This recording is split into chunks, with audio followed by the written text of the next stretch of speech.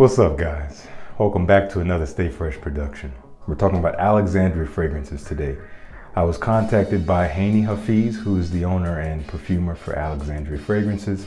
I commented on a post of his on Facebook, just saying how I was interested in this particular fragrance. He reached out to me and said, here, I'm going to send you a few, try them out and then give me your thoughts. I said, sure thing, let's make a review out of it. So I got 4 fragrances here that he sent me a few weeks ago, been testing them out here and there, and I've compiled my thoughts. Now, if you didn't know about Alexandria Fragrances, they are a house that primarily composes fragrances that resemble or clone other well-known fragrances out there. A lot of the niche fragrances, which would be otherwise very hard to attain because of their high price tag, but these are very inexpensive, and I have some good things to say about them.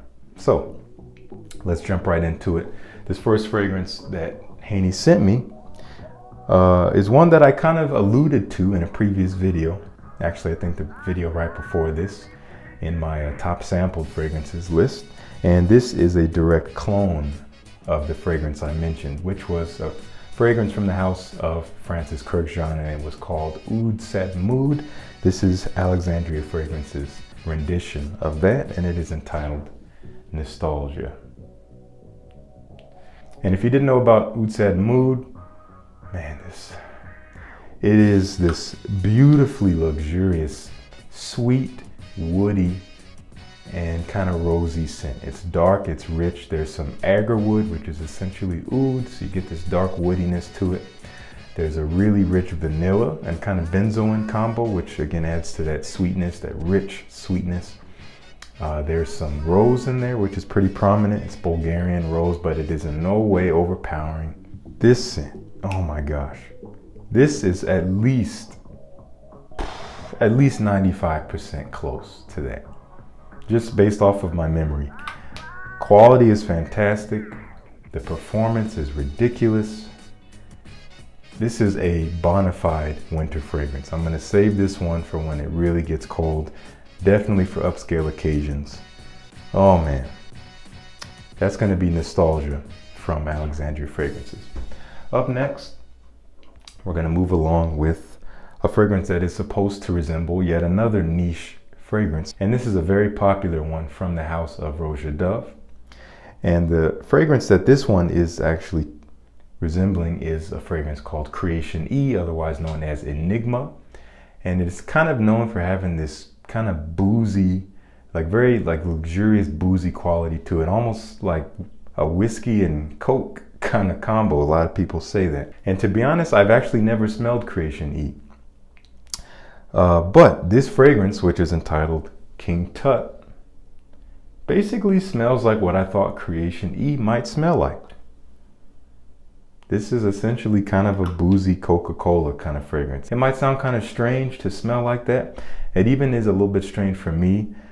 Boozy fragrances don't really vibe with my personality all that much, so I don't really like to have that coming off of my skin very presently. But this is a very present fragrance, but I find that in small quantities. I put on 1 spray because this is also very strong. 1 spray of this, oh, it's just the perfect scent bubble. What you're gonna get out of this, there is some tobacco. I believe there's cognac in here. There's quite a bit of vanilla, so it is fairly sweet. I don't know exactly where this Coca-Cola accord comes from, honestly, but you get this kind of like warm and spicy, sweet and rich fragrance. It is gorgeous, and again, at least for me, in my taste, in small quantities, it's fantastic. So I look forward to testing this out more in the winter time, again, because I think that's what it's really geared towards. So that's going to be King Tut. Up next, this one is very special to me. This is the one that I actually reached out to Hani about, and I only wanted to smell this one, but then he sent me the others as well. I became interested in this after I smelled a Creed fragrance for the first time a few months ago, and this is just a little sample of their Jardin De Amalfi. A gorgeous scent, beautiful, citrus, floral, so bright, fresh. I think there's neroli in here.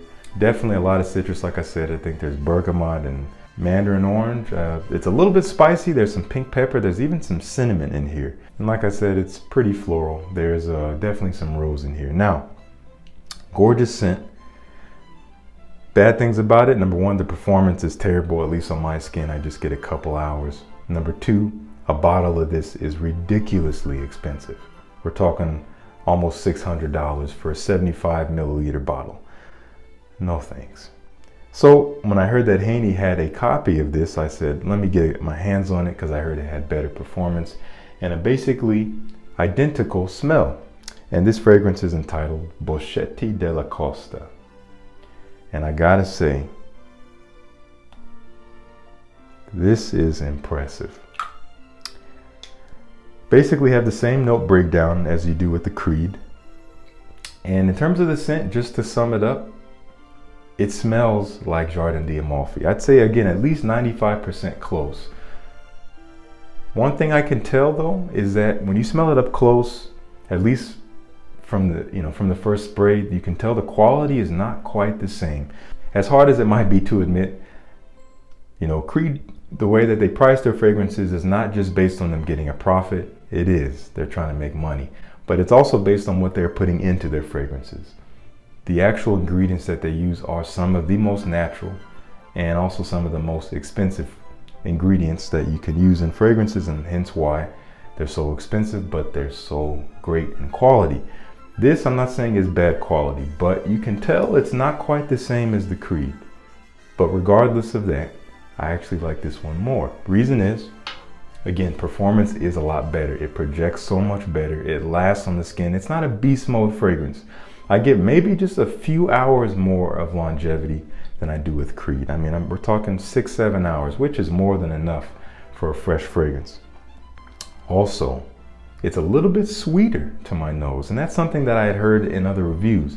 It is a little bit sweeter than the Creed. It's not quite as green and floral, just as citrusy, but has this touch of sweetness to it, which makes it gorgeous.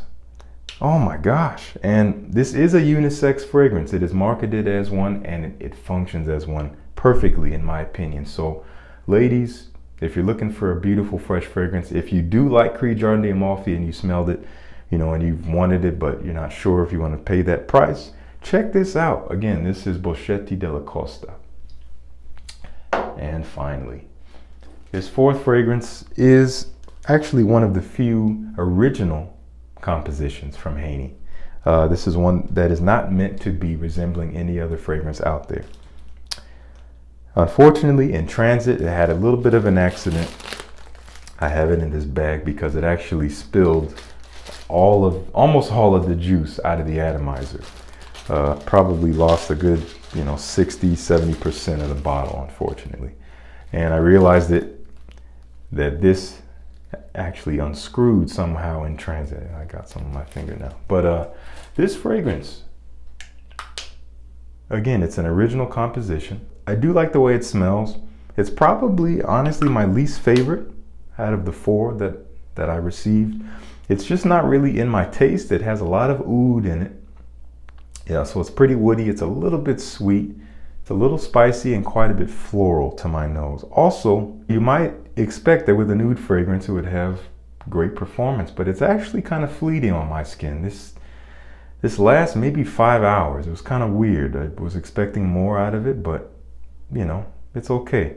I'm not wowed by the scent. It is nice. It is decent quality. But just for me, my taste, again, it just doesn't quite fit into my vibe. And that's okay. You might dig it. If you love oud fragrances, I would recommend checking it out. I realize I haven't even told you the name of it. This is Egyptian Seduction. Sorry for the label. It's all kind of warped, again, because it spilled and leaked everywhere. But anyway, those are my thoughts on Alexandria Fragrances. I'll link to the website down below. These are all 30 ml bottles. You can get them for $60. I think he even has smaller bottles and maybe even samples if you're interested to just get a smaller amount and pay a little bit less. But you really can't go wrong. Go on the website, look through the fragrances and see if there's any that resemble ones that you've always wanted to smell. There are still a couple more that I want to check out. I know he has a copy of Gucci Envy, which is one I never smelled, which is a discontinued gem.